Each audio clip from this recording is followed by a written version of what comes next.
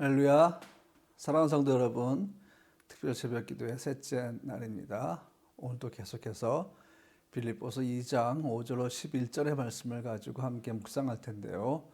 오늘은 어제에 이어서 8절 말씀으로 함께 나누도록 하겠습니다. 자, 빌립보서 2장 8절 말씀 한번 다 펴보실까요? 네, 펴신 분은 저랑 같이 읽도록 하겠습니다. 사람의 모양으로 나타나사 자기를 낮추시고 죽기까지 복종하셨으니 곧 십자가에 죽으심이라. 아멘. 예수께서 자기를 낮추시고 죽기까지 복종하신 헌신에는 우리들의 욕심처럼 우리 자신을 내세우거나 높아지게 만들려는 그 욕심이 있지 않습니까? 우리의 정욕, 헛된 마음들, 그것처럼 예수님 자신을 내세우거나 높아지게 만들거나 얼마나 지혜로운지 얼마나 능력 있는지 증명하려고 하거나 예수님 자신의 삶에서 아주 위대한 업적을 이루고 명성을 얻기 위한 것들은 전혀 들어있지 않았습니다. 그런 것 하나도 없이 예수님은 철저하게 자신을 그냥 낮추셨습니다. 겸손 외에는 아무것도 없었습니다. 그리고 하나님의 뜻에 복종하셨습니다. 여러분, 십자가의 길은 욕심으로 가는 길이 아닙니다. 왜 그런지 아십니까? 예수님께서 골고다 언덕에 올라가셔서 우리의 모든 죄를 지시고 십자가에서 죽으시려는 그 길은 정욕이나 욕심으로 갈 수 없는 길입니다. 욕심은 옛사람의 것이기 때문이죠. 지금 주님은 십자가에서 그 옛사람을 못 박으려고 하고 계시는 것입니다. 죄와 함께 예수께서 죄와 함께 죽으셨죠. 그리고 죄는 죽었고 예수님은 부활하시지 않았습니까? 그 죄가 욕심과 정욕과 옛사람의 것이라는 것입니다. 이런 것들이 우리로 하여금 하나님의 영광에서 멀어지게 만들었지 않습니까? 에베소서 4장 22절 말씀 보니까 너희는 유혹의 욕심을 따라 썩어져가는 구습을 따른 옛사람을 벗어버리고 그랬습니다. 우리의 모든 죄를 사하시기 위해서 십자가로 가셨던 주께서 썩어져가는 옛사람의 죄악인 욕심을 가지셨다면 십자가의 죽음은 이루어지지 않았을 것입니다. 여러분, 만일 우리에게 십자가의 길이 제시된다고 한다면 우리는 어떻게 반응할 수 있을까요? 이리저리 계산하고 이익과 손해를 하겠죠, 우리는? 그렇죠. 왜 우리에게 연약함이 그것이지 않습니까? 근데 주님은 그렇게 하시지 않으셨습니다. 여러분, 왜 오늘날 교회가 타락하고 성령이 교회를 떠나고 목회자와 성도들이 주의 길에서 멀어지는 죄를 짓고 있는지 아세요? 도대체 무엇이 그렇게 만들었는지 아십니까? 여러 가지 이유가 있겠지만 그 중에 한 가지가 자기 자신을 너무 사랑하기 때문입니다. 이기심이죠. 자기 명성을 높이는데 모든 관심을 기울이고 자기의 이익을 극대화하려고 애를 쓰고 다른 사람을 시기하고 질투하고 그러면서 자기 자신이 얼마나 지혜로운지 자신이 얼마나 권세가 있는지 얼마나 능력 있는지를 나타내는데 모든 힘을 다 쏟아붓는 거죠. 자기 자신을 증명하려고 몸부림치기 때문입니다. 그런데 여러분, 종이 그럴 필요가 있나요? 가장 낮은 자리에서 섬기는 종이 자기 자신을 그렇게 명성을 얻으려고 몸부림칠 수가 있나요? 종인데 그 종의 신분은 죽어야 끝나는 건데 무슨 유익을 보려고 종이 자기의 탁월함과 명성을 높이는데 자기 삶의 모든 걸 쏟아붓겠습니까? 주인이 하는 그대로 따라서 순종하는 것이 종의 역할인데요. 여러분, 바울은 그의 마지막 편지인 디모데에게 보내는 목회 서신에서 말세에 고통하는 때가 올 텐데 그때 사람들이 어떠해지는지에 대해서 설명을 했습니다. 디모데후서 3장 1절과 2절 말씀 보면 이런 말씀이 있어요. 너는 이것을 알라. 말세에 고통하는 때가 이르러 사람들이 자기를 사랑하며 돈을 사랑하며 자랑하며 교만하며 비방하며 이게 말세에 이루어지는 일이란 얘기예요. 지금이 바로 그 말세입니다.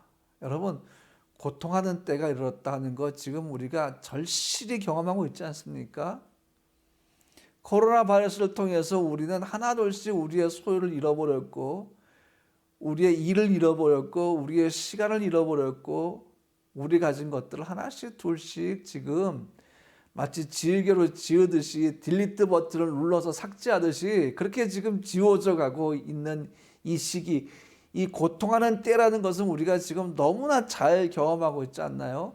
이 말세가 되면 고통하는 때가 이르러 사람들이 어떻게 되는가 하면 가장 첫 번째 자기를 사랑한다 그랬습니다. 자기애가 너무 강한 거예요. 그리고 돈을 사랑하고 자랑하고 교만하고 비방한다 라고 바울이 디모데에게 편지를 썼습니다. 여러분, 그리스도인이라고 예외는 아니에요. 믿는 자든 믿지 않는 자든 이것이 말세에 나타나는 현상이라는 얘기입니다. 자기를 사랑하는 것이 주를 사랑하는 것보다 훨씬 더 크면 우리 이렇게 되는 거예요. 자기를 사랑하는 사랑이 주를 사랑하는 사랑보다 더 크면 우리는 주의 말씀대로 살 수가 없고 주의 성품을 지킬 수가 없습니다. 자기의 생각과 주장이 주의 말씀보다 앞서면 우리는 주를 따라갈 수가 없어요. 여러분과 제가 배워야 할 게 무엇입니까? 이 고난주간 새벽 예배를 통해서 우리가 빌립보서 2장 5절 11절 말씀을 통해서 배워야 할 게 무엇입니까? 바울이 3절에서 얘기했고 5절에서 얘기했듯이 뭘 배워야 돼요? 주의 마음을 배워야 돼요. 주의 마음 가운데 순종과 겸손을 배워야 한다라는 것입니다. 가끔 여러분에게 말씀드리지 않나요? 설득이 필요 없는 순종. 정말 우리가 주의 은혜에 감동하고 그분께 감사하는 삶을 산다면 우리가 주의 뜻을 알았을 때는 설득이 필요 없는 순종으로 따라가야 한다. 이것입니다. 조금 더 구체적으로 말씀드리면 그러면 우리는 이 겸손을 어떻게 배울 수 있을까요? 여러분 뭐 어렵지 않습니다. 무슨 학위를 따야 되는 것도 아니고 엄청난 시험을 봐야 되는 것도 아니에요. 우리가 어떻게 예수의 마음을 본받고 그분의 겸손과 순종을 배울 수가 있을까요? 디모데후서 3장 16절에 나와 있습니다. 모든 성경은 하나님의 감동으로 된 것으로 교훈과 책망과 바르게 함과 의로 교육하기에 유익하니. 성경이에요. 말씀입니다. 자, 오늘 이 말씀 보니까 디모데에게 성경이 왜 유익한가를 볼 수 있어요. 성경은 디모데만이 아니고 오늘 우리 모두에게 유익합니다.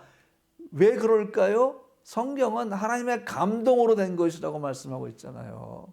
다시 말하면 이것이 무슨 뜻입니까? 하나님으로부터 온 말씀이라는 것이죠.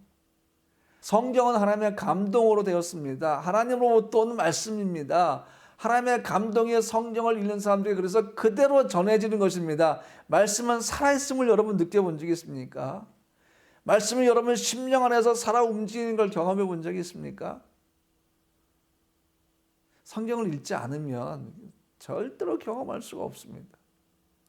말씀이 우리 속으로 들어와서 우리의 눈을 통해 우리의 머리를 통해 우리의 이 심장에 박여서 심장에 박힌 그대로 우리 몸에 이것이 각인될 때에 그 말씀의 그 살아있는 운동력이 우리를 휘돌아 감으면서 하나님의 감동으로 충만하게 하도록 성령이 역사하시는데 그때가 돼야 우리가 이것이 감동이구나. 이것이 사람이 쓴 책이 아니라 사람의 말이 아니라 하나님으로부터 오는 말씀이구나라는 것을 그제서야 알게 되는 것입니다. 여러분 삶에 그런 경험이 있습니까? 여러분 말씀이 송이꿀보다 더 달다는 그 시편의 말씀의 의미를 경험해 본 적이 있습니까? 없으면 아직 늦지 않았습니다. 또 여러분에게는 그 하나님의 말씀을 경험할 수 있는 너무나 많은 기회들이 있고 시간들이 있습니다.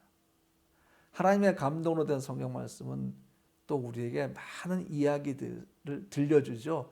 스토리텔링을 들려주는데 그 중에 하나가 지금 우리가 이 고난주간 새벽 예배 때 묵상하고 있는 빌립보서 2장 5절 11절의 말씀이에요. 예수의 성육신과 고난에 대한 내용들, 왜 그분이 사람이 되셔야 했는가라는 부분들입니다. 이것도 여러분 우리가 성경을 읽고 묵상하지 않으면 이것의 신비, 성육신의 신비, 하나님과 동등됨을 여기지 취하지 아니하신 그 신비, 우리의 모든 죄를 지시고 십자가에 못 박혀 죽으심으로 우리에게 생명의 길을 열어주셨다는 그 신비에 대해서 도무지 알 수가 없습니다. 성경은 그걸 설명해 주고 있죠. 물론 우리의 옅은 지혜로 하나님의 그 모든 일들을 다 알 수 없지만 성경에서 말씀하고 있는 것만큼 우리는 알 수가 있다는 얘기예요. 여러분 신비로운 거, 신비스러운 거, 뭐 아주 신비한 비밀을 아는 거 좋아하시지 않습니까? 여러분 살면서 그 비밀들을 풀어가는 거 여러분 좋아하시잖아요. 엄청 궁금한 것들 못 견디잖아요. 그렇죠? 근데 그거를 알게 되면 속이 팡 뚫리며 시원하지 않습니까? 근데 여러분 성경은 그것과 비교할 수 없을 만큼 놀라운 신비가 있다는 사실이에요. 성육신의 신비를 여러분 궁금해하지 않으세요? 오늘 빌립보서 2장의 말씀을 함께 묵상하면 우리가 한 가지 더 생각해 볼 것이 있는데 그것은 예수의 죽으심에 대한 것입니다. 고난주간 그리고 이번 주 금요일에는 예수님이 죽으시는 날이죠.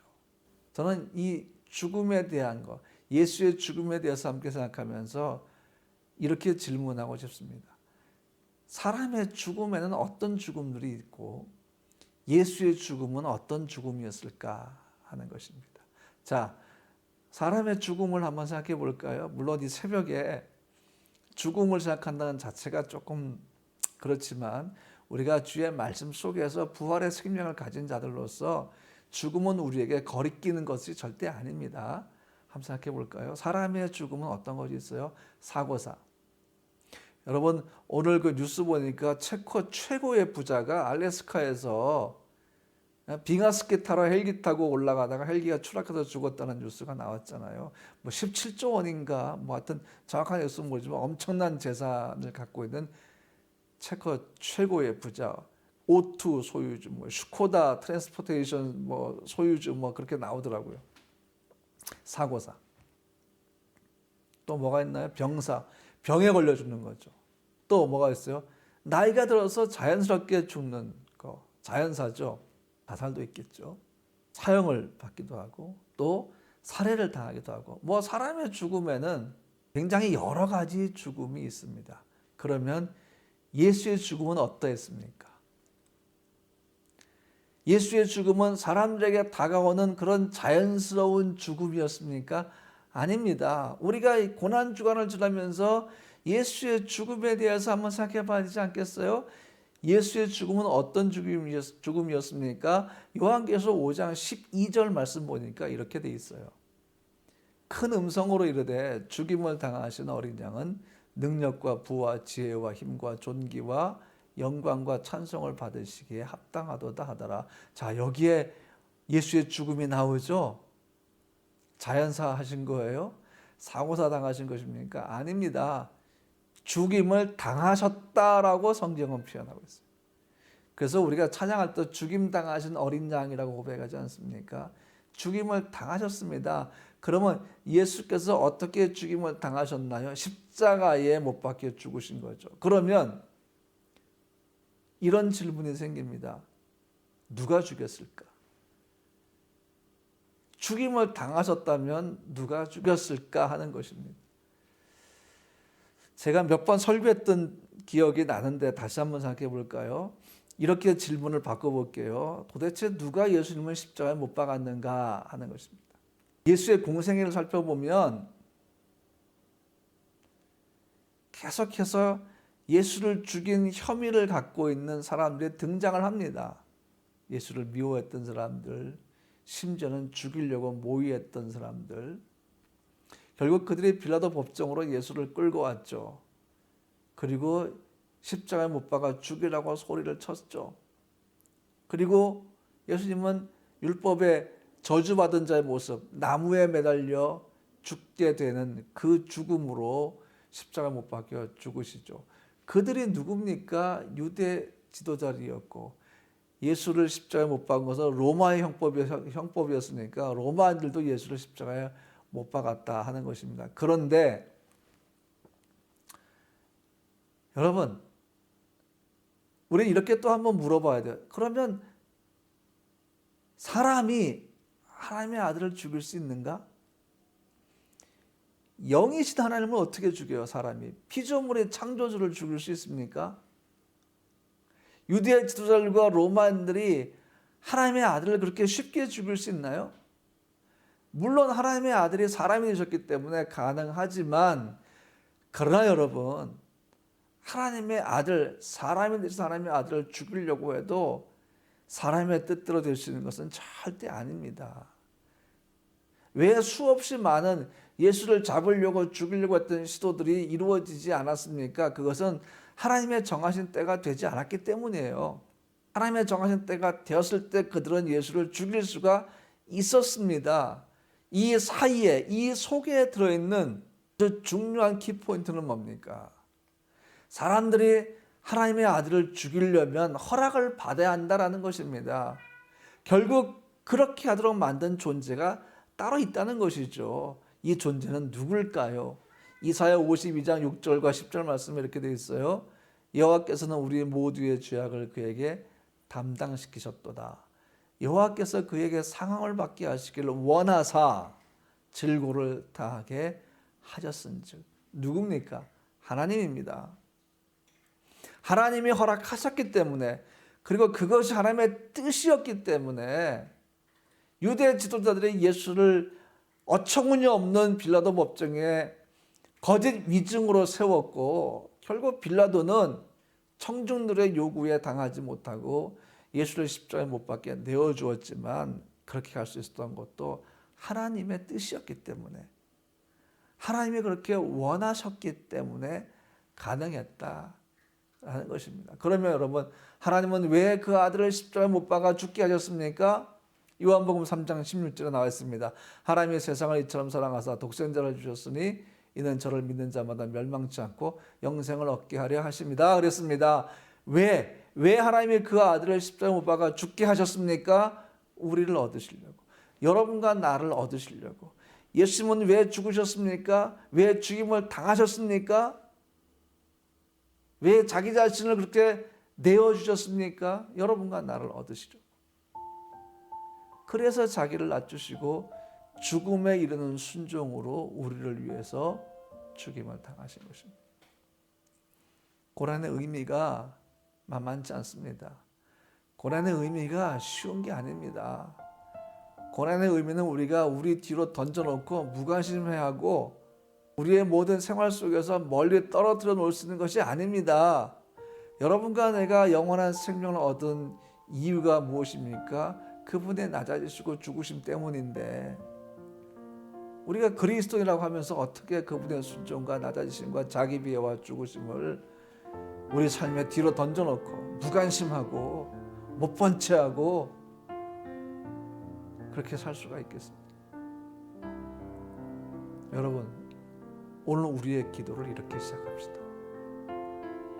내가 주의 말씀을 통해서 주님께 더 가까이 가기를 원하는데, 그러기 위해서 먼저 내가 주의 말씀으로 더 가까이 다가가게 하여 주십시오.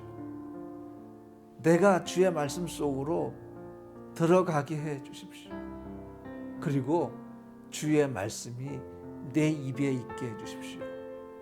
그리고 내가 주의 말씀으로 살게 해 주십시오. 내 자녀들에게 주의 말씀을 가르치게 하시옵소서라고 시작합시다. 그래서 이 기도의 시작이 뭔지 아세요? 빌립보서 2장 5절 11절 말씀을 암송하는 것입니다. 암송할 때 그 말씀이 여러분 입술에 있게 됩니다. 여러분이 그 말씀을 암송할 때에 그 말씀에 하나님의 배경이 되셔서 능력이 실리게 됩니다. 그리고 그 말씀이 여러분의 삶을 인도하게 됩니다. 그리고 그 말씀이 여러분에게 역사하시는 하나님의 능력의 통로가 되는 것입니다. 오늘 우리의 기도를 이렇게 시작합시다. 하나님, 내가 한 걸음 더 말씀으로 다가갑니다. 그리고 내가 그 말씀으로 내 삶을 채우기 원합니다. 내 가정에 가득하기를 원합니다. 그렇게 기도 했으면 좋겠습니다. 그렇게 기도를 시작하면서 교회를 위해서, 성도들을 위해서, 특히 우리 아픈 분들을 위해서, 우리 저 대한민국과 체코와 프라하를 위해서, 그리고 여러분 가정의 기도점을 가지고 여러분 믿음으로 기도하세요. 간절하게 주의 이름을 부르며 기도하십시오. 오늘 예수 이름으로 여러분이 응답하시는 하나님을 경험하게 되기를 주의 이름으로 축복합니다. 믿음의 기도, 그 기도로 오늘 우리에게 주어진 하루를 시작합시다. 오늘 하루 여러분의 복된 하루가 되시길 축복하며 이제 함께 기도하겠습니다.